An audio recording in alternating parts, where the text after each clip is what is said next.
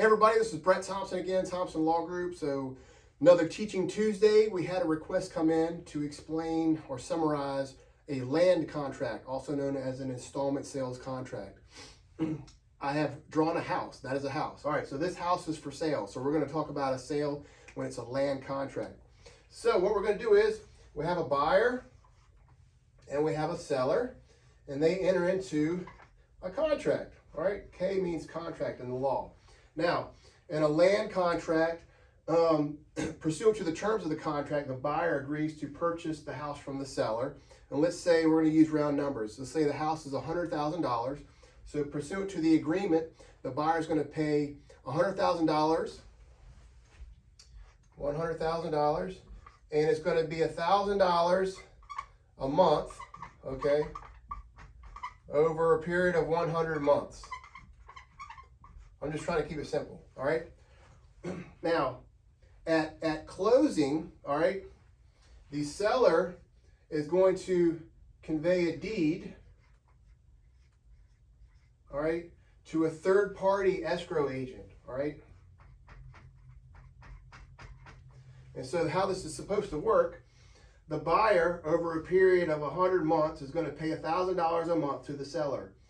Once the property is paid off and the seller has been paid the $100,000, at that time the seller is going to inform the third-party escrow agent to then deliver and record the deed. All right, so the deed will be delivered to the buyer upon the completion of the installment payments. All right. Now, let's talk about the risks here. So this is a pretty good deal for the seller and not a great deal for the buyer. All right, so normally pursuant to the terms of this contract, the buyer is going to have to treat the property as if they already own it and they're the title owner. So they're going to pay the real estate taxes, the insurance. They're going to pay their monthly payment of $1,000 a month to the seller, and all the risk of loss, if you will, is really with the buyer. Now, legal title does not pass to the buyer at closing, all right? Meaning that the deed does not go from the seller to the buyer. So if you were to do a title search in the land records, the source deed, okay, the last deed in the chain of title, would still be in the seller's name. So why does that matter? Let's say, this, 2 years goes by and the seller gets sick, all right, and they rack up a lot of medical bills and whatnot that they can't pay.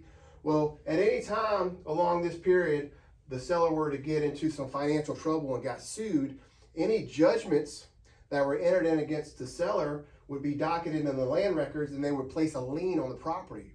And the buyer, would be helpless in regards to that. So the buyer could go, 5 years faithfully making the payments, and unbeknownst to the buyer, the seller may get into some kind of trouble. Maybe the seller went to Vegas, blew all his money, whatever the case may be. Any judgment liens, any IRS liens, tax liens, any kind of liens, all right, against the seller would attach as an encumbrance to this property that this buyer is buying, because title to the property did not pass to the buyer. So that's a big risk. Also, pursuant to the terms of this contract, let's say the buyer gets in trouble, the buyer gets sick or something, and we could go 5 years and maybe the buyer loses his or her job and they default under the terms of the contract and they start missing payments. Well, under the terms of the contract, that would be considered a default. So potentially the buyer could lose all those payments, all those years of payments, and the seller could end up evicting the buyer just like any other tenant, all right, because title has not passed to the buyer. So it's not a bad deal for the seller, but there are some risks involved if you are the buyer here.